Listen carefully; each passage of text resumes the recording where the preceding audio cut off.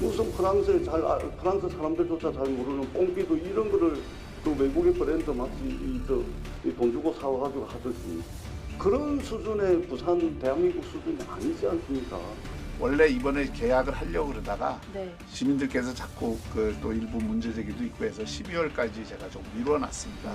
그러니까 이제 이번 선거 끝나고 또 공론화 과정을 거쳐서 네. 추진을 하면 됩니다.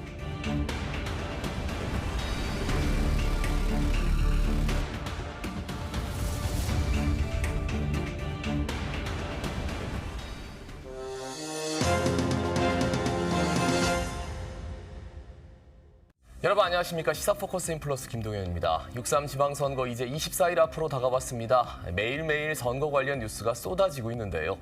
그중에는 귀 기울여 듣게 되는 후보들의 공약도 있고 저게 저렇게까지 할 일인가 싶은 네거티브도 있습니다. 이 전쟁터 같은 선거판 한가운데에서 여야 선거팀을 이끌고 있는 장수한 분씩을 모셨습니다. 양당 시장선거 캠프의 선대위원장 함께합니다. 더불어민주당 전재수 부산시장 후보의 이재성 상임선대위원장, 국민의힘 박형준 부산시장 후보의 주진우 상임선대위원장 두 분입니다. 어서 오십시오. 자, 두 분 선대위원장님께 최근 근황을 좀 일단 여쭤보겠습니다. 이재성 선대위원장님은 최근에 유튜브 영상에 이제 다대포 바닥까지 뛰어들던 모습이 좀 눈에 띄던데 이제는 전재수 후보 지원에 완전히 나선 거죠? 확실히 나섰고요. 이제 북항에 한번 뛰어들 준비를 하고 있습니다. 이제 북한에 뛰어든다고요? 예. 그러면은 뭐 지금은 어떻게 좀 원팀으로 뭉쳐서 잘 돌아가는 겁니까? 예, 듣고 또 듣자. 우리 시민들의 목소리를 계속해서 듣고 낮은 자세로 진정성 있게 6월 3일까지 가겠다. 네네. 이게 저희 선거의 캠프의 기본 방침입니다. 알겠습니다. 자, 그렇다면 주진우 상임선대위원장님께도 여쭤보겠습니다. 경선 이후에 재선거처럼 뛰겠다라고 밝히셨는데 진짜 그렇게 하고 계십니까? 네. 재선거보다 더 열심히 뛰고 있는 것 같은데요. 그리고 그 박형준 시장님하고 제가 그 케미가 좋아서요. 네네. 네, 저는 SNS 관련돼서 여러 가지 선거운동도 하고 있고 또 박형준 후보자가 가지 못하는 곳들이 있습니다. 일정상으로. 그래서 그런 곳들은 제가 대신 가거나 또 함께 통합하고 우리가 단합하는 모습을 보여주기 위해서 많은 행보를 우리가 같이 하고 있고요. 네네. 그 행보에서 저는 시너지가 날 것이라고 확신하고 있습니다. 예. 각 당의 선거 캠프 분위기 뭐 일단 좋다고 말씀하시겠지만 구체적으로 어떻게 좋은지 좀 여쭤보겠습니다. 민주당 선거 캠프 이야기 들어볼까요? 우선 뭐 후보가 정말 시민 친화적입니다. 네. 네, 어린이들 만나면은 같이 줄넘기도 하고 또 시민들 들으면 정말 재수야 형님 동생 하면서 이런 게 정말 시민과의 소통이나 할 정도로 저희들은 친화적이고 소통하면서 가고 있습니다. 예.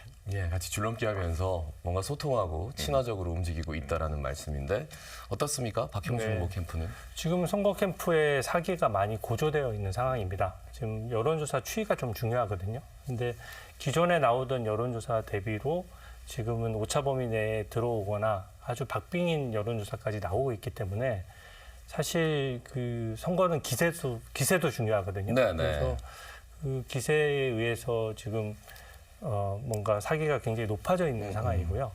그 사기를 바탕으로 지금 캠프가 또 경선 과정에서 손발을 맞춰봤기 때문에 네네. 굉장히 원활하게 잘 돌아가고 있고 특히 현직 시장을 오래 하셨잖아요. 이번이 3선 도전이고 그래서 정책과 부산의 현안을 속속들이 다 알고 있다는 게 우리 후보자의 강점이어서 그것을 캠프에서는 최대한 후보자 강점을 잘 살려보겠다. 네네. 이런 분위기입니다.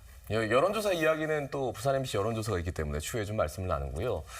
그런데 이제 각 당이 좀 해프닝 같은 에피소드 얘기를 좀 해보겠습니다. 더불어민주당 하정우 후보 부산에 오자마자 악수를 열심히 하는 것까진 좋았는데 좀 손털기 장면 이런 게 나오면서 그리고 이제 정청래 대표가 약간 오빠 호칭 이런 논란 때문에 조금은 호된 신고식을 좀 치렀는데 어떻습니까? 그렇죠. 시민들에게 따끔한 해초리를 맞았다 이렇게 생각하고 있고요. 같은 실수를 반복해서는 안 된다. 무엇보다도 낮은 자세로 겸허하게 일관되게 다가가야 된다라는 교훈을 확실히 배웠습니다. 예. 그럼 여기에 대해서 이제 상대당 입장은 어떤지 살짝 여쭤보고 그다음에 네. 좀 여쭤볼게요. 사실은 AI 수석이신데 마치 느낌이 AI처럼 보이는 게 좀 문제인 것 같아요. 그러니까 손을 턴다 이런 것들은 이제 정치인들의 가장 기본적인 예의나 소양인데 지금 처음이시다 보니까 그런 데 익숙하지 않은 것 같고 그것도 그거지만 지금 경남 선거에 있어서 너무 민주당이 다 이긴 것처럼 지방선거 이후를 좀 바라보는 거 아니냐. 왜냐하면 정청래 대표도 지금 굳이 부산까지 와서 더더군다나 불필요한 그 초등학생 여자에게 오빠라는 호칭을 강요한다든지 이런 것들은 선거운동에서 전혀 불필요한 장면이거든요. 오히려 국민들이 굉장히 불편을 주는 장면인데 이런 장면들이 연출되면서 실질적으로 전재수 후보자나 하정우 후보자가 제대로 보이질 않고 그런 정청래 대표가 오히려 좀 부각되는 상황이고요. 이재명 대통령 공소 취소 관련된 것도 너무 이슈가 시끄러우니까 결국 큰 중앙 이슈가 지금 지방의 이슈를 좀 잡아먹고 있다. 네네. 그렇게 보고 있습니다. 여기에 대해서는 뭐 다른 매체를 통해서도 해명을 좀 했습니다만 말씀을 좀 듣고 싶네요. 예, 우선 지방선거입니다. 지금 부산의 현실은 절박합니다. 먹고 네. 사는 문제.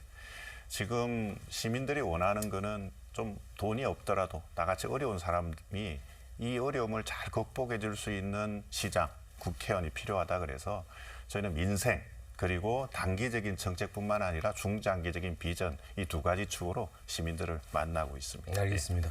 이제 국민의힘 얘기를 해보겠습니다. 반면에 박형준 후보 캠프 개소식이었죠. 네.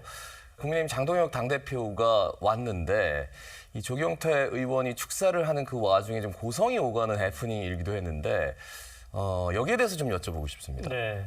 경위가 어떻든 간에 이 선거사무소 개소식을 하는 데 있어서 국민들이 지켜보는 가운데 고성이 오고 갔다는 것에 대해서는 굉장히 죄송스럽게 생각하고요. 다만 이건 후보자의 문제가 아니라 사실상 좀 해프닝에 가까운 일이었습니다. 그래서 지금 그 부분에 대해서는 그날의 해프닝으로 일단락됐고 이제는 후보자가 바로 그 직후에 또 발언을 했어요. 네네. 우리가 제일 중요한 게 단합이고 통합이다. 그 호소가 저는 그 자리에 계셨던 분들과 또 국민들에게 어느 정도 울림이 있었다라고 예, 생각합니다. 그래서 빨리 수습을 하고 저희는 그 부분은 지나간 이슈로 판단을 하고 또 후보자 중심으로 좀 단합하자 이런 분위기를 이어갈 것입니다. 예, 여기에 대해서 이재성 위원장님 말씀 듣고 싶습니다. 예, 뭐 이런 걸 우리가 한자어로 봉합이라 그러지 않습니까? 네. 예, 우리 시민들 입장에서는 언제 저 실밥이 터질지 매우 불안한 상황이고요. 적어도 우리 뭐 누구보다도 대한민국의 법률 전문가이시니까 이 불법적인 반헌법적인 계엄 이 부분에 대해서는 분명히 명확하게 국민의힘도 일단락 지었으면 하는 바람이 있습니다. 예, 여기에 대해서 한 말씀 듣고 다음 주에 네. 넘어가겠습니다. 이미 지금 다 일단락 된 거 아닌가요? 지금 국민 여론은 계엄을 너무 우려먹는다 이런 여론이 있습니다. 지금 그때 이후로 지금 정권이 바뀐 지도 1년이 넘었는데 언제까지 계엄 얘기를 할 수는 없거든요. 이번에 헌법을 개정하는 데 있어서도 민주당이 일방적으로 개정을 하겠다라고 하는데 어제 이재명 대통령이 거기와 관련해서도 또 직접 언급을 했어요. 개헌에 찬성하지 않는 국민은 계엄을 옹호하는 것이다. 상당한 논리적인 비약이 있는 것이고 너무 과거의 이슈 가지고 지금 현재 하는 거 아니냐. 그래서 저는 아까 이재성 위원장님 그 견해에도 동의하는 것이 네. 부산을 먹고 사는 게 중요하기 때문에 저는 부산 특별법이라든지 부산의 예산을 어떻게 내려올 것이냐라는 부분에 있어서 그 이슈가 더 중요하다라고는 생각하고요. 그런 면에서 저번에 부산 특별법이 통과되기 직전까지 갔지 않습니까? 그래서 부산 홀대론에 대해서 좀 이재명 대통령이 답할 차례라고 생각합니다. 예. 그 해프닝에 대해서 말씀은 뭐 근데 추가적으로 이슈를 또 개헌 네. 같은 것들을 말씀해 주셔가지고 한 말씀 더 듣고 제가 그다음 한마디만 다음 덧붙이면 네. 국민의힘 최다 5의원이 문제 제기를 한 겁니다. 예, 개소식 현장에서 계엄 잘못된 거예요 라고 하는 부분들은요. 그 점을 우리 시민들께서 좀 알아주셨으면 하는 겁니다. 알겠습니다. 여기까지 듣고요. 예, 다음 시 넘어갑니다. 이번에는 최근 여론조사 결과 보면서 이야기를 좀 나눠볼까요? 지난 4일이죠. 저희 부산 MBC가 실시한 여론조사 결과가 나왔는데 여기 각 당에서는 어떻게 보셨는지 여기에 대해서 일단 여쭙고 그다음에 북구갑 이야기를 좀 심화해서 들어가 보도록 하겠습니다. 주 선대위원장님부터 먼저 말씀해 주실까요? 일단 경선 직후부터 여론조사가 좀 치고 올라가서 상당히 아까도 말씀드렸지만 박빙까지도 나오는 여론조사가 나왔으니까요. 또 다 오차 범위 내로 지금 들어와 있는 게 주류거든요. 그러면 결과적으로 지금 그 박형준 후보자의 선거 전략이 먹히고 있다. 저는 그렇게 보고 있고요. 그 본질은 하나입니다. 부산에 대해서 지금 왜 홀대하느냐라는 이슈가 국민들에게 좀 더 울림이 있었다라고 생각하거든요. 특히 글로벌 허브 특별법은 실질적으로 전재수 후보자조차도 내가 통과시키겠다는 얘기를 너무 여러 번 했어요. 네. 그리고 또 전재수 후보자 본인이 발의한 법안이기도 하고. 근데 그 부분에 대해서 이재명 대통령이 부산만 특혜 주느냐는 식으로 한 말씀 하시니까 모든 법이 원점으로 돌아가고 또 새로운 법을 만들었는데 그 새로운 법에 대해서 국민들이 알지를 못합니다. 부산 시민들이 어떤 내용인지 지금 다 모르고 있어요. 네네. 그럼 결과적으로 부산에 대해서 저희는 특혜를 받는 게 아니라 오히려 홀대를 하는 거 아니냐. 광주 정남은 통합하면서 현재 앞으로 남은 4년 동안 5조 원씩 총 20조 원을 지원하겠다라고 정부가 약속을 한 상황인데 예, 예. 왜 비슷한 인구의 부산에는 예산과 관련된 구체적인 약속이 없느냐. 이 부분이 저는 선거의 중요 쟁점으로 부각할 것이라고 생각합니다. 그 여론조사 결과가 조금씩 이제 양 후보가 결집을 하면서 점점 붙어나가고 있는 그런 모습들에서 글로벌 허브도시 특별법 처음에는 통과를 약속했는데 나중에 까놓고 보니까 이제 대통령께서 한 말씀 하시고 그 다음부터는 뭔가 좀 우리가 좀 속 시원하게 통과했다는 그런 느낌은 아니거든요. 거기에 대해서 이제 반응을 하고 있다. 이런 말씀이신데 여기에 대해서 좀 추가로 여쭐게요. 이번 선거는 무엇보다도 6년 차에 접어든 박형준 시정이 또 4년 더 하는 게 맞느냐 하는 선거입니다. 네. 우리 많이 경선 때 지적하셨지만 사실 박형준 시장께서 노력은 많이 하셨어요. 근데 성과가 없습니다. 엑스포 29표 우리 아직 생생히 기억하지 않습니까? 부산에 100대업이 하나도 없고요. 있던 에어 부산마저 또 부산을 떠나가는 이런 현실입니다. 그러니까 시민들은 이런 시정을 맡은 사람이 또 4년을 했을 때 과연 부산이 발전하겠느냐 하는 부분들이고요. 이 원인을 자꾸 다른 데서 찾고 있는 거죠. 그러니까 이건 아마 시민들이 냉정하게 판단할 거라고 저는 생각합니다. 예, 결국은 부산시장의 그 이전에 있었던 많은 정책들에 대한 평가다. 그 지배적인 것이다. 여기에 대해서 좀 여쭙겠습니다. 엑스포 말씀을 하셨는데 이게 모든 국제대회의 유치라는 것이 네. 성공을 할 수도 있고 실패를 할 수도 있습니다. 우리가 대한민국 발전의 갈림길이 됐던 88 올림픽 같은 경우에도 한 번에 그냥 추진해서 확 된 게 아니에요. 그래서 저는 그 당시 부산 시민의 열망을 모아서 엑스포를 추진했던 것은 그 당시 여야가 마음을 합쳐서 추진했던 것이고 그것을 일방적으로 책임론을 제기하는 것은 저는 온당치 않다라고 생각하고요.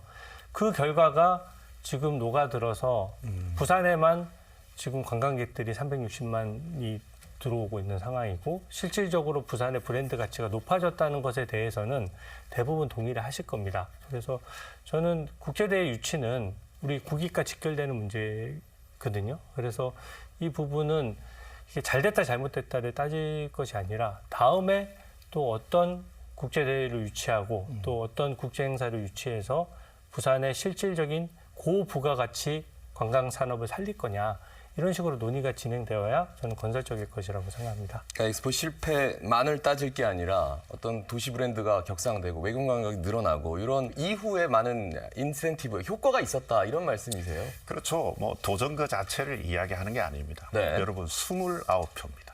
그러니까 우리가 하나의 국제대회에 또 도전을 할 만큼의 그런 과정이 있었더냐. 그리고 이른바 거친 표현을 쓰면 올인을 했습니다. 플랜 B가 전혀 없죠. 북한 한번 가보세요. 지금 외국인 관광객이 350만을 넘어섰는데요. 우리가 조금 더 세련되게 준비를 했더라면 그 숫자뿐만 아니라 그 외국인 관광객이 부산에서 지불하는 그 금액 자체도 훨씬 커졌을 겁니다. 그래서 마치 다 된 것처럼 시민들에게 얘기하고 다른 걱정은 안 해도 된다라고 했던 그러한 자세를 이야기하는 거지 그 실패의 그 결과를 이야기하는 건 아닙니다. 예. 여기에 대해서 좀 말씀. 네. 아시다시피 엑스포는 국가 단위 산업이었습니다. 예, 예. 그래서 예산이 대부분 국가 예산을 따와서 사실은 부산을 위해서 홍보를 한 것이기 때문에 그 편수가 중요한 게 아니라 각 나라를 돌아다니면서 홍보한 것들이 다음에 우리 대한민국의 경쟁력을 높이는데 외교적으로 도움이 안 될 리가 없거든요. 지금 현재 국회의원들도 의원 외교를 하지 않습니까? 당장 가시적인 성과가 딱 없더라도 그런 것들이 쌓여서 어떤 대한민국의 국격이 높아지고 관광객들이 와서 돈을 쓰게 하는 측면이 있는 것이고요. 또 사실 전재수 후보자와 단순 비교를 하더라도 전재수 후보자도 민주당이 문재인 정부 때부터 3선 의원을 하셨거든요. 예. 그래서 그러면 반대로 따져서 북구에서 무엇을 했느냐. 이 부분이 저는 선거에서 굉장히 핵심 쟁점으로 떠오를 것이라고 봅니다. 그래서 저번에 선거 출마할 때 그 말씀하시는 거 저도 들었는데 구포에 게시장을 없앤 것을 제일 보람 있고 제일 큰 업적으로 제시를 하셨거든요. 그런 부분도 중요하지만 그렇게 지역에 게시장을 없애거나 이런 부분들은 구청장이나 구의원 분들도 같이 노력해서 하는 것이거든요. 그러면 국회의원으로서 좀 더 거기를 더 비약적으로 발전시켜야 되지 않느냐. 예. 그 부분과 관련해서는 거기에 실적은 없는데 엑스포만 좀 문제된다? 저는 거기에 알겠습니다. 동의하기 어렵습니다. 이게 전재수 후보가 이제 북구 갑의 국회의원으로서 한 일에 대해서 이제 말씀을 해주시는데 이 말씀 살짝 듣고 이제 북구갑 여론조사도 나왔으니까 나머지 후보들에 대해서 얘기 좀 나누겠습니다. 예. 그래서 평가는 종합적으로 해야 된다. 네. 우리가 지역적인 평가가 있고 종합적인 평가가 있지 않습니까? 그게 선거입니다. 내리 3번을 당선했다라는 것 자체가 종합적인 평가에서 전재수 후보가 북구갑에서 또 우리 시민들로부터 어떤 평가를 받고 있느냐 하는 거고요. 이제 사이즈가 커지죠. 북갑에서 부산시 전체로. 그렇다 그러면 이 동력이 부산시 전체에 발전이 있을 거고요. 선거는 저는 흐름을 보면은 부산만 놓고 본다 그러면 민주당은 야당입니다. 예, 지금 보십시오. 시의회, 구의회, 시장 모두 국민의힘이 다수석을 차지하고 있어요. 그러면 지난 6년 동안에 과연 우리 시정이 우리 시민들이 체감할 수 있을 정도로 발전했느냐. 이 부분에서는 답이 나올 거라고 보고요. 북구 떠날 때 우리 북구 주민들이 우리 전재수 후보에게 보여줬던 그 장면들이 많은 것을 저는 상징한다고 생각을 합니다. 예. 자, 말씀 들었고 북구갑 이야기 좀 더 이어가 보면 박민식 후보가 이제 국민의힘 후보로 선출이 됐습니다. 네. 그러면서 이제 본격적인 여론조사도 계속 나올 텐데 부산 MBC 여론조사 상으로 본다면 하정우 후보가 34.3, 한동훈 후보가 33.5, 박민식 후보가 21.5% 이렇게 나왔어요. 그러니까 무소속인 한동훈 후보가 좀 박빙인데 박민식 후보는 조금 지지율 차이가 있는 것 같아서 어떤 말씀해 주시겠습니까? 근데 우리 당의 박민식 후보가 상당히 경쟁력이 있습니다. 실질적으로 지역 정서도 그렇고요. 그 MBC 여론조사 이후에 또 다른 여론조사가 그 이후에 나왔는데 네네. 그때는 오히려 박민식 후보자가 2위인 여론조사도 있었거든요. 네. 그래서 저는 여론조사 추이는 경선이 이제 막 끝나고 후보자가 확정되면 이제 당협위원장으로 또 지명이 되거든요. 네네. 그래서 시의원, 구의원들, 구청장들이 한 마음으로 모여서 선거운동을 하게 됩니다. 그래서 그 추세까지 봐야지 저는 알 수 있다라고 생각하고 박민식 후보자는 우리 당에서 그래도 재선을 하면서 그 북구에서도 많은 일을 했고 또 보훈처를 보훈부로 격상시켰죠. 보훈부 장관으로서도 상당한 역량을 보여주신 바가 있기 때문에 저는 충분히 경쟁력을 갖추고 거기서 승리를 이끌 수 있을 것이라고 생각합니다. 알겠습니다. 하정우 후보 얘기도 좀 들어봐야 될 것 같네요. 예, 저희 더불어민주당은 안타깝게도 부산에서 국회의원이 지금 한 명도 없습니다. 예, 그래서 정말 고민하다가 국가의 중대 프로젝트를 이끌던 전 청와대 AI 수석 하정우 후보가 지금 북구갑에 나와 있는데요. 아마 이제 시민들에게 조금씩 더 알려지고 있는 것 같습니다. 우리가 부산이 어떻게 발전할 거냐, 북구가 어떻게 발전을 할 거냐에서 이제 AI는 빼놓을 수가 없는 겁니다. 구의 경쟁력, 시의 경쟁력, 국가의 경쟁력이거든요. 그래서 하정우 후보의 진가가 시간이 가면 갈수록 더 우리 북구 주민들에게 알려질 것이라고 생각을 합니다. 예. 예. 자, 여론조사에 대한 각 당의 의견 들었습니다. 자, 이번에는 이제 말씀을 쭉 이어가 주셨는데 두 후보의 공약에 대해서는 우리 시민들이 조금 적극적인 가담층은 잘 알겠지만 조금 모르시는 분들을 위해서 이 공약에 대한 이야기를 좀 해보겠습니다. 일단 전재수 후보의 공약 한번 들어볼까요? 예, 지금 한마디로 비상사태다. 지금 고물가, 고유가. 지금 우리 시장에 가보면 많은 분들이 오늘 내일 하는 분들도 많이 있습니다. 그래서 우리 전재수 후보는 제1번 공약이 취임을 하면 부산 100일 민생 조치에 바로 취할 거다라고 우리 시민들에게 약속을 드립니다. 예, 100일 민생 조치 이게 뭡니까? 예, 우선 우리 물가에 가장 크게 영향을 주는 부분들이 유통입니다. 네네. 그래서 특히 경유를 사용하시는 생업으로 물류를 하시는 분들은 지금 차를 굴리는 것이 오히려 손해다 할 정도로 어려움을 겪거든요. 이게 연쇄 효과를 굉장히 많이 일으킵니다. 그래서 우선적으로 생업을 위한 그러한 연료 이런 부분들은 시에서 과감하게 지원을 해야 되겠다 하는 부분들이고요.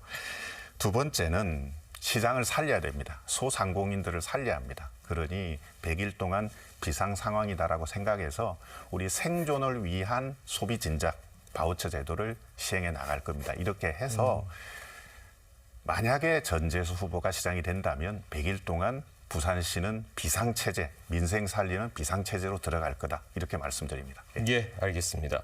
뭐 공약에 대한 토론보다는 각자의 공약들이 워낙 많기 때문에 하나씩 주고받는 게 더 오히려 좀 발전적인 시간이 될 것 같아가지고 박형준 후보의 네. 공약도 좀 들어보겠습니다. 네. 1호 공약. 1호 공약으로 청년들의 부산 찬스 공약을 지금 발표했습니다. 청년들의 부산 찬스. 네. 예. 이게 부산 청년 자산의 1억 원 시대를 열겠다는 것인데요. 네. 매월 25만 원씩 10년간 저축을 하면 부산 미래기금과 이제 매칭을 해서 총 1억 원을 지금 만들어 주겠다는 얘기입니다. 그러니까 사실상 이게 바우처 지급처럼 일회성 그냥 뿌리기 예산이 아니고 한 1억 원 중에 3천만 원 정도는 그 청년들이 부담을 해야 되고요. 매월 네네. 25만 원씩. 그것을 전제로 미래기금으로 그 돈을 불리고 또 부산에서 또 부산시에서 적절히 지원을 해서 10년 뒤에는 1억 원의 최소한의 종잣돈을 만들어주겠다는 것이거든요. 근데 이게 왜 좀 필요하냐면 부산의 가장 문제점 첫 번째로 꼽자면은 청년들이 떠나간다는 것에 대해서 시민들이 다 그걸 꼽아요. 네네. 왜 그러냐? 청년들이 떠나감으로써 활동 인구가 줄어들고 소비가 줄어들고 네. 또 인구가 줄어들면서 부산 경기가 악순환되고 있거든요. 그러면 어떻게 청년들을 여기 부산에 붙잡아 둘 것이냐 이런 문제인데 결국은 일자리 창출과 어떤 정주 요건의 강화 아니겠습니까? 그런 부분에 있어서 청년들에게 확실하게 인센티브를 주고 다른 도시와는 다르게 여기서는 본인이 성실하게 적금 붓듯이 매월 25만 원씩만 내면 적어도 창업을 하든 또 어떤 사업을 하든 아니면 어떤 직장 생활을 하든지 간에 네네. 최소한의 종잣돈을 마련해 주겠다는 발상이고요. 저는 이 정책에 대해서는 굉장히 밀도 있게 즉시 추진할 것이라는 점을 미리 말씀드립니다. 10년 동안 매칭을 한다는 거죠? 네. 예. 청년들의 3천만 원만 내면 되고. 미래기금에서 그 돈도 잘 불리고 정부도 적정히 지원하도록 해서 7천만 원을 매칭을 해서 네. 1억 원을 만들어준다. 네. 여기에 대해서는 약간의 논란도 있을 것 같은데 일단 2호 공약, 3호 공약 정도 듣고 나서 서로 이제 토론을 좀 이어가고 있습니다. 자, 2호 공약 한번 여쭤보겠습니다. 예, 북항을 부산 발전의 거점으로 삼겠다. 이 말씀을 북한을 분명히, 부산 발전의 예, 거점으로 예, 삼겠다. 그래서 지금 해양수산부 이제 부산으로 와서 일을 시작을 했지 않습니까? 여기에 또 HMM이라고 하는 우리나라를 대표하는 해양물류기업 그리고 해양수산부 관련 공공기관들 그리고 회사법원 그리고 금융기관까지 북항에 집적시켜서 명실상부한 북항이 부산의 해양과 수산경제 중심으로 발돋움하도록 하겠습니다. 예, 북한을 부산 발전의 거점으로 만들겠다가 2호 공약입니다. 자, 그러면 박형준 후보 2호 공약은 뭡니까? 네. 저희는 부산 북항에 그 랜드마크 타워를 짓겠다는 공약을 이미 좀 발표를 했습니다. 예. 그게 랜드마크가 안에 이제 아레나까지 포함되는 개념인데요. 실질적으로 북항이 지금 그 KTX역하고도 가까워서 부산의 어떤 미래 먹거리로 보면 굉장히 중요한 부지입니다. 네. 이 부지와 관련해서 지금 투자 유치를 위해서 막바지 협상 단계에 있는 것으로 알고 있고 그것이 투자되면은 뭐 건설 경기도 건설 경기지만 실질적으로 거기에 그 정주하는 인구가 늘어나면서 지역 경제에 활기를 불어넣을 것이라고 생각을 하고요. 또 그와 덧붙여서 지금 글로벌 허브 특별법 저희가 계속 후보자가 삭발까지 해가면서 투쟁하고 있지 않습니까? 네네. 저는 이거는 필연이라고 생각합니다. 법을 어떻게 만들든지 간에 그 법보다 더 강화된 어떤 혜택을 부여해야지 그 법보다 더 약하게 통과시킨다? 그랬을 경우에는 부산 시민들이 저는 반드시 심판할 것이라고 생각하고요. 그런 면에서 결국은 교육, 일자리, 첨단 산업, 문화 할 것 없이 특구를 지정해서 그 특구에는 각종 세제 혜택과 규제 개혁을 통해서 기업들을 좀 모으겠다. 네네. 이런 방향성으로 가고 있습니다. 양당의 두 번째 공약은 좀 북항 위주로 가는군요. 북항은 부산 발전의 거점으로 만들겠다. 구체적으로 이제 랜드마크 건물을 짓겠다라는 약속에서 좀 더 디테일하게 들어가셨고. 자, 그럼 세 번째 공약은 뭡니까? 예, 부산 산업을 AI를 통해서 완전히 체질 개선을 하겠다. 동부산에서 서부산까지 기존의 제조업은 경쟁력을 살리고 또 해양, 보안, 조선 쪽은 새로운 성장 동력을 발굴해서 네네. 부산을 AI 산업의 거점 도시로 성장시키겠습니다. 예. 하정 후보와 같이 한 게 좀 눈에 띄긴 하더라고요. 그렇죠. 네. 뭐 최고의 전문가가 부산에 왔지 않습니까? 예, 예. 자, 3호 공약 듣고 싶습니다. 네. 그 서부산 발전 공약인데요.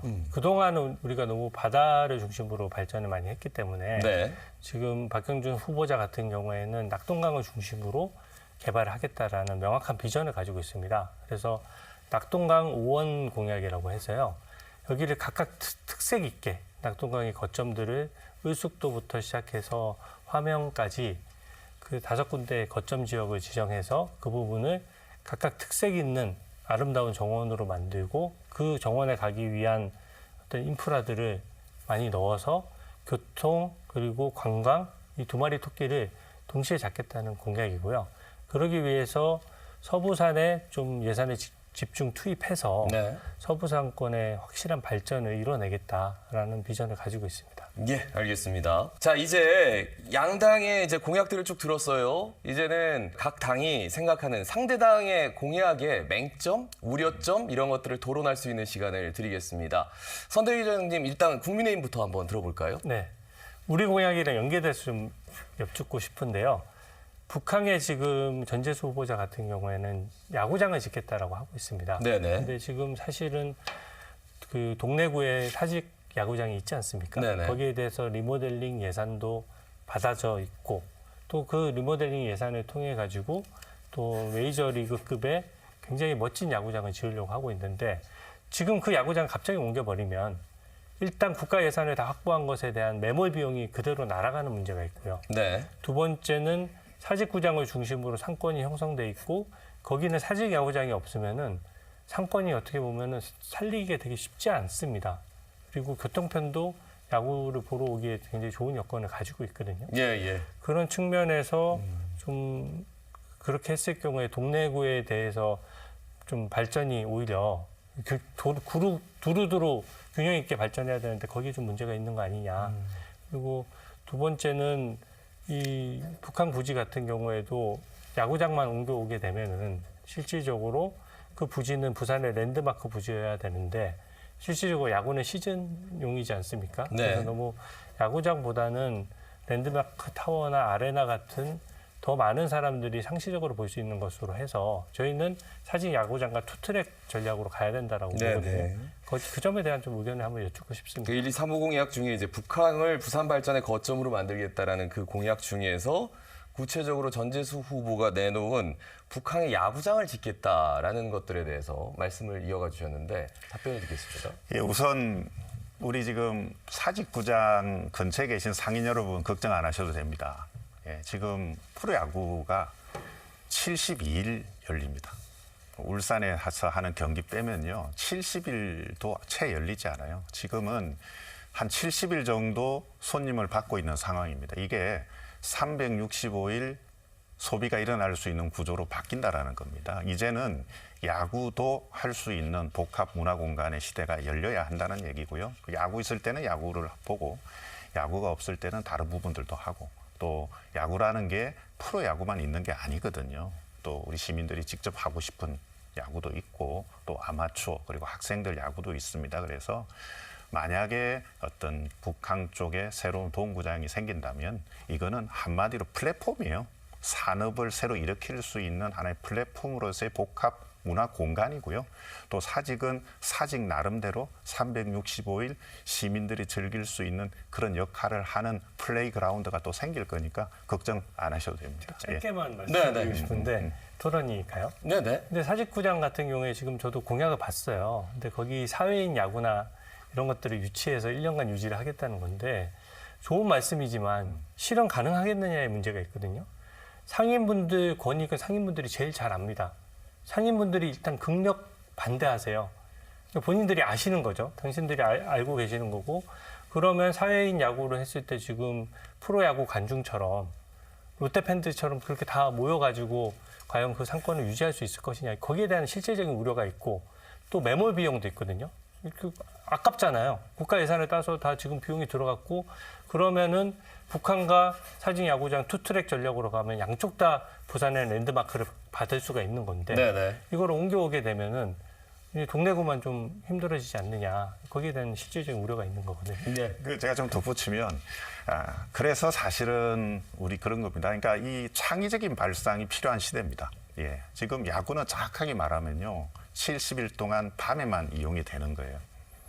거기 이용하는 우리가 지금 데이터적으로도 사직 야구장을 이용하는 관중 수는 정확하게 나와 있습니다. 이걸 365일 낮부터 저녁까지 이용할 수 있는 그런 구조로 만들겠다라는 거예요.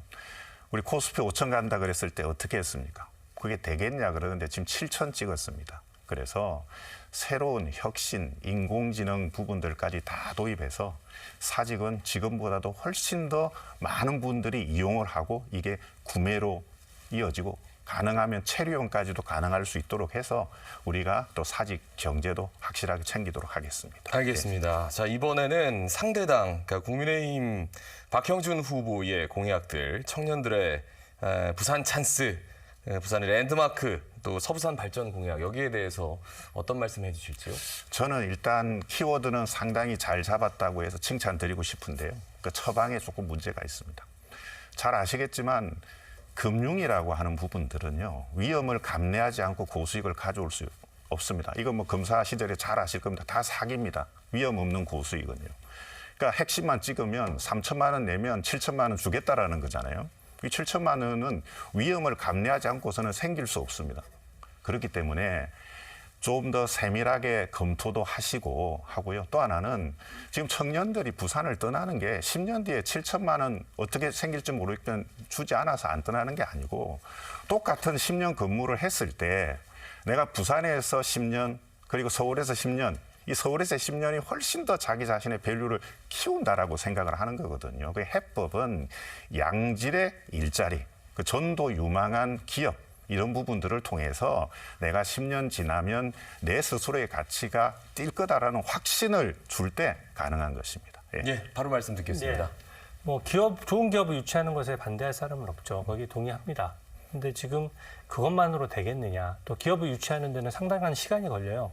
당장 청년은 올해도 떠나갔고 내년에도 떠나갑니다. 청년은 더 떠나가면은 진짜 부산이 버티지 못할 정도의 위기 상황에 와 있으니까 이 부분은 상당한 재원을 투입해서라도 확실하게 부산의 청년의 출발선을 앞쪽에 두겠다는 것이고요. 이게 꼭 청년 정책만 아닌 것이 청년들이 지금 직장을 늦게 가지고 또 서울에 가게 되면 월세 부담도 엄청나요. 지금 월세도 엄청나게 폭등한 상황이지 않습니까? 네네. 그러니까 지금 이 부산에 있는 부모 세대들도 청년들 뒷바라지 하는데 대부분의 생활비를 써버리거든요. 생계를 위협받을 정도입니다. 그래서 저는 이 부분은 단순히 이번처럼 뭐 그냥 추경을 통해 가지고 거의 전 국민에 가까운 70%에게 얼마씩 주겠다 이런 예산의 규모에 비하면은 사실은 이거는 예산 규모가 훨씬 작고 또 충분히 그 투자 기금을 통해 가지고 사실은 이 돈을 불려나갈 수 있는 부분이 있기 때문에 저는 이건 굉장히 현실적인 공약이라고 생각하고 포퓰리즘적인 요소를 걷어내고 청년들이 그래도 종잣돈 1억 원을 직장생활 한번 해보십시오. 1억 원 모으기 쉽지 않습니다. 그런 부분에 대해서 부산 청년들에게 어떻게든 출발선을 달리 한번 해보겠다라는 저희의 진정성이 포함된 공약이고요. 저희는 꼭 실현할 수 있다라고 믿고 있습니다. 한마디만 덧붙이면 네네. 지금 정확한 워딩 하셨습니다. 투자 기금. 그 투자라는 건요. 사전에 가서 찾아보십시오. 위험을 내포하는 걸 투자라고 합니다. 그래서 이 공약 자체가 제가 나쁘다라는 것이 아니고요. 과연 우리가 그 정도로 원금을 불릴 수 있는 그런 투자 쪽에 충분한 노하우가 있느냐. 그래서 걱정이 된다라는 이 점을 말씀을 드리는 겁니다. 예. 하나만 덧붙이면 예, 예. 그 투자 수익의 리스크를 말씀하시니까 제가 좀 민주당이 원래 기조하고 다른 것이 민주당은 지금 기본소득도 말씀하시고 또 전국민 바우처 지급도 말씀하시거든요. 그거야말로 재원이 그냥 무한 소비되는 것이고 이거는 투자의 성격을 갖고 있지만 그거를 그냥 청년들한테 알아서 투자해서 불려라 이게 아니거든요. 그러니까 부산시가 뒤에서 그것을 케어하고 또 보증해주는 제도가 있기 때문에 청년들의 손실은 없으면서 그만큼의 이익을 주는 제도라는 점을 덧붙여서 말씀드립니다. 예. 저는 우리 부산시가 투자를 잘해서 정말 그 투자 기금이 늘어나기를 저도 바랍니다. 예, 알겠습니다. 그러면은 추가적으로 뭐 한두 가지 정도 더 시간이 좀 할애할 수 있는데 그러면은 추가 말씀 또 해주실까요? 상대당의 공약에 대해서. 공약에 대해서. 네. 저는 그 말씀을 드리고 싶습니다. 부산 시민들이 해수부 이전, HMN 이전 좋아합니다. 저희도 당연히 찬성을 하고요. 그런데 그것은 지난 대선 과정에서도 이미 언급이 됐고 또 이재명 당시 대선 후보의 공약이기도 했습니다. 우리가 그 이유를 바라봐야 되지 않을까요? 그래서 HMN 이전을 해냈다, 이걸로 다 끝났다라고 생각하는 순간 그 HMN이 가져올 수 있는 부산의 이익이 극대화되지 못하고 저는 사그러들 수 있다고 보거든요.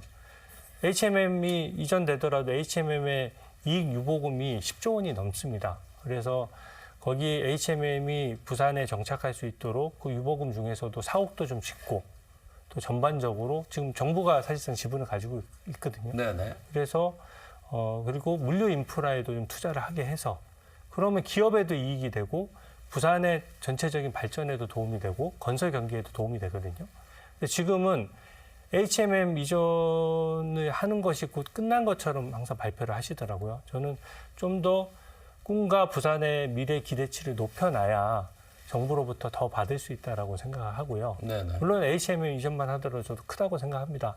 그 이후에 조금 더 여야가 머리를 맞대고 좀 더 발전적인 방향으로 좀 더 많이 얻어낼 수 있는 방향으로 가야 된다. 그렇게 보고 있는데 네네. 좀 말씀 고견도 바로 한번 이렇게 듣고 싶습니다. 이어드리겠습니다. 네. 예, 저도 충분히 공감하고요. 저는 속도, 타이밍입니다. 그러니까 우리가 공약이라는 것이 가령 해양수산부를 부산으로 옮기겠다. 그런데 6개월 만에 해냈습니다. 그래서 부산 시민들이 이재명 대통령에 대한 인식이 바뀐 거죠. HMM도 마찬가지입니다. 사실 서울 여의도에 있는 그런 기업에서 부산으로 옮긴다는 거에 대해 저항이 적지 않는데요. 네네. 그 얼마 전에 그래도 합의를 이끌어냈지 않습니까? 그래서 일단은 이런 것이 우리가 추진력이라고 하는 거구나. 그래서 전재수 하는 거구나 하는 거고요.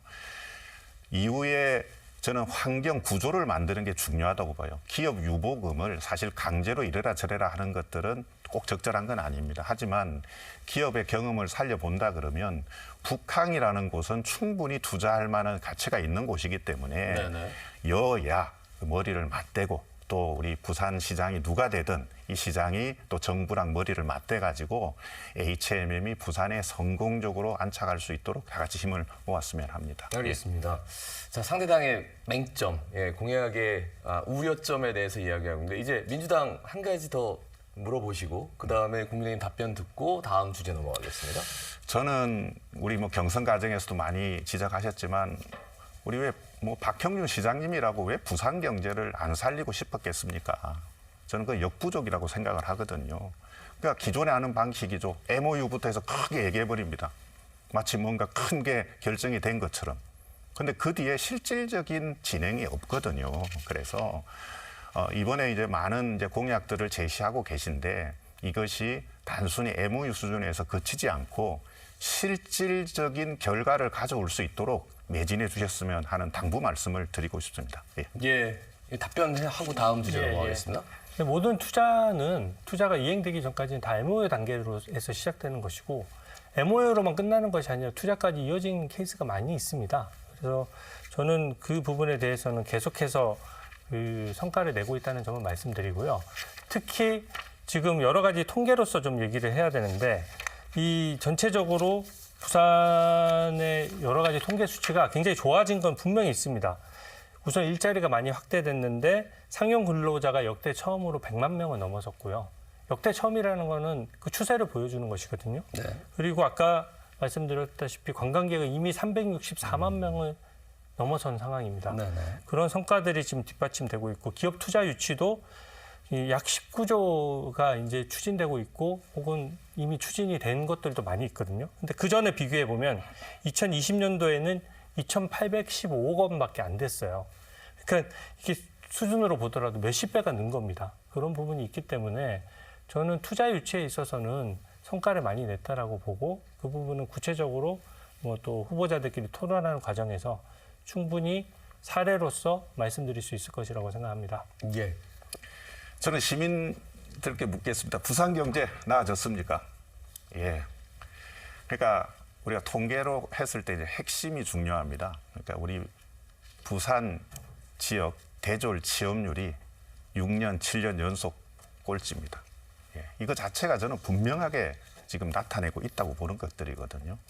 제가 어떤 뭐 시장님의 노력을 폄하하고 싶지도 않습니다. 이제는 하겠다라는 게 아니라 실적, 내가 부산시를 이렇게 바꿨다라고 하는 구체적이고 명확한 실적을 통해서 우리 시민들에게 진솔하게 소통을 해주셨으면 하는 바람이 있습니다. 그러니까 실적이 났느냐 안 났느냐는 두 분의 말씀 들으면 결국 우리 시청자 여러분이, 부산 시민 여러분이 판단을 하실 듯합니다.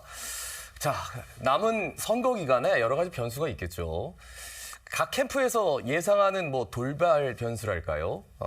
선거 전략 이런 것들이 있다면 좀 한번 짚어보겠습니다. 어떻게 보십니까? 네, 일단은 그 현재 시장으로서의 경험을 최대한 부각할 생각입니다. 네네. 네, 그리고 그동안 부산을 잘 이끌어왔고 또 부산의 새로운 비전들도 많이 제시가 됐거든요. 근데 부산 시정의 경험이 토대가 되다 보니까 경험을 지금 벌써 3선에 도전하다 보니까 속속들이 부산의 현안을 알고 있고 대부분의 공약이 매우 구체적입니다. 그래서 저는 그 이행 가능성이 매우 높다라고 생각하고요. 특히 지금 전재수 의원은 늘 얘기를 하는데 이제 여당이니까 여당과 관련해서 발을 잘 맞추겠다 그런 측면도 있지만 실질적으로 전재수 의원이 그동안 보여준 모습을 보면 이재명 대통령 눈치 보기밖에 더 했습니까? 그러니까 이번에 글로벌 허브 특별법 통과 과정에서 많은 국민들이 실망하신 것이 저는 지금 지지율의 추이로 나타난다라고 보거든요. 너무 통과될 것처럼 다 얘기해서 이미 부산 시민들 마음에는 통과됐다라고 생각하고 있었던 겁니다. 그게 얼마나 절실하면 2년간 그 얘기를 했겠습니까? 그러면 산업은행도 이전 안 됐고 민주당 때문에 이전 안 되는 건 다 천하가 다 알고 있거든요. 법을 지금 다수당이기 때문에 민주당이 동의하지 않으면 법을 통과시킬 수가 없는데 어떻게 할 수 있겠습니까? 그런 면에서 저는 이번 선거에 있어서는 가장 중요한 것은 부산 홀대론 그리고 실제 부산을 홀대하고 있어서는 안 된다라고 생각하고 저희가 지방선거가 기회 아닙니까? 네네. 시민 여러분들의 어떤 지지와 힘을 얻어서 좀 더 많은 요구를 하고 더 많은 걸 받아낼 수 있는 저는 절호의 찬스라고 생각합니다. 예. 부산 홀대론에 대해서 언급을 해주셔가지고요. 말씀 듣겠습니다. 지금 부산에 필요한 건 정치가 아니라 민생입니다. 우리 전재수 후보가 만약에 시장이 된다면 100일 동안 비상체제로 돌입하겠습니다. 지금 먼 얘기할 때가 아닙니다. 당장 하루하루가 걱정인 시민들이 적지 않습니다. 그래서 시장을 중심으로 해서 100일 동안 정말 이 비상사태를 뛰어넘기도록 최선을 다할 생각이고요. 두 번째는 듣고 또 듣겠습니다. 시민들이 원하는 게 뭔지, 시민들이 시장에게 바라는 것이 뭔지 이런 부분들을 최대한 들어서 저희 앞으로 공약뿐만 아니라 시정에도 반영해서 이래서 전재수가 부산에서 민주당 간판으로 3번이나 당선이 됐구나라는 것들을 체감할 수 있도록 노력하겠습니다. 지켜봐 주십시오. 예. 하나만 여쭤보고 네, 말씀 싶은데 주십시오. 100일간 아까 비상 조치를 하시겠다고 하는데 민생을 챙기자는 것에 대해서는 저도 다 동의합니다. 100일간 구체적으로 뭘 하겠다는 거죠? 제가 아까 설명하시는 거 들었는데 바우처 지급을 말씀하셨어요. 그럼 뭐 추경을 해서 전 부산 시민에게 바우처를 주겠다는 겁니까? 아니면 혹은 뭐 비상적인 조치를 통해서 뭘 하겠다는 구체적인 내용이 나와야 되는데 네네. 부산은 지금 100일 정도의 위기가 아니고 상시적인 위기 상황입니다. 그래서 지금 막 정책을 이렇게 바꿨다 저렇게 바꿨다 또 이 상태에서 민주당이 만약에 부산시장이 되면은 기존에 하던 정책들 다 멈추고 또 새로운 정책들 다 다시 입안할 거거든요. 그 점에 대한 비효율을 저는 좀 지적을 하고 싶습니다. 예, 그 비상이라는 얘기는 그냥 나온 게 아니고요. 지금 호르무즈 해협을 한번 보십시오. 전쟁이 계속 길어질 수도 있고요. 그래서 물류 비용이 엄청나게 지금 상승하고 있습니다. 기름값 안 떨어지고 있습니다. 그래서 뭐 부산 경제가 지난 박형준 시정 동안 뭐 크게 나아진 건 없다라는 거는 우리 시민들이 잘 알고 있을 텐데요.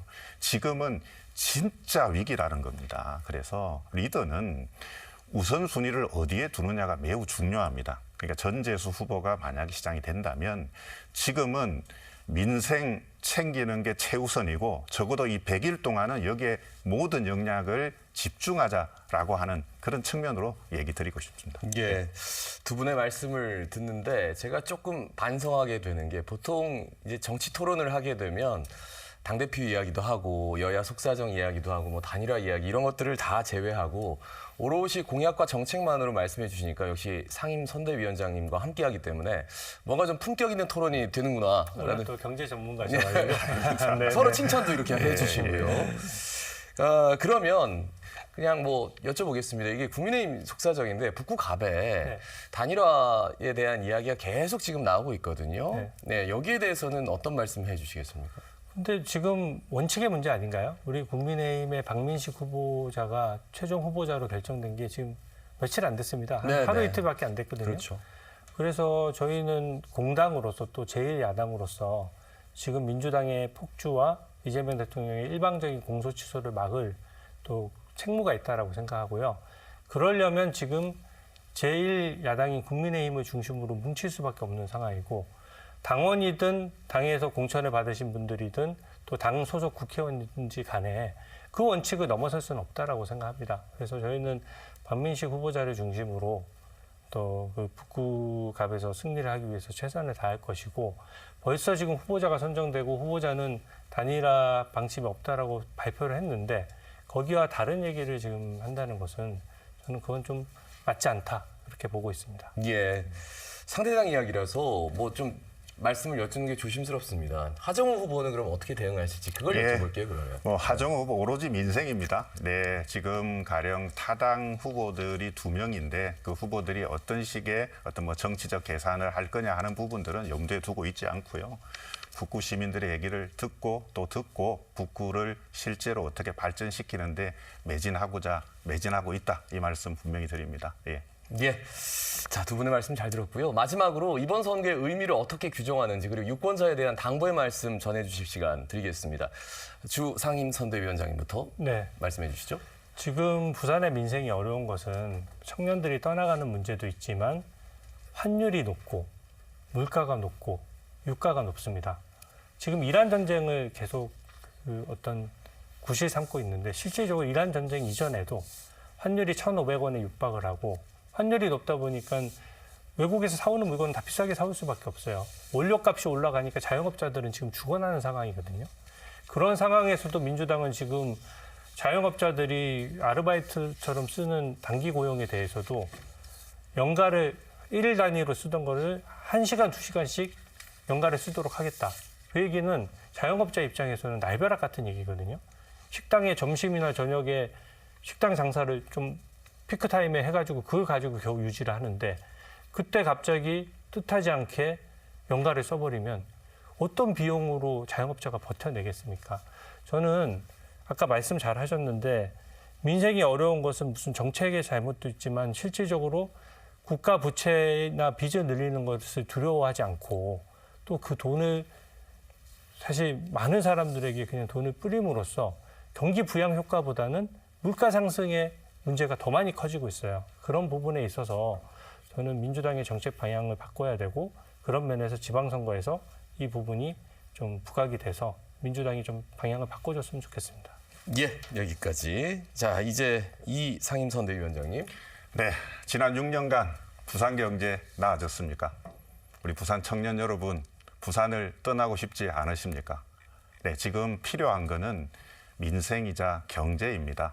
누가 되든 부산 민생 확실하게 챙기다라는 그런 자세로 여야 그리고 부산시와 정부가 협력해서 부산을 지금보다도 좀 더 발전시킬 수 있도록 매진하겠습니다. 낮은 자세로 겸허한 자세로 듣고 또 듣겠습니다. 고맙습니다.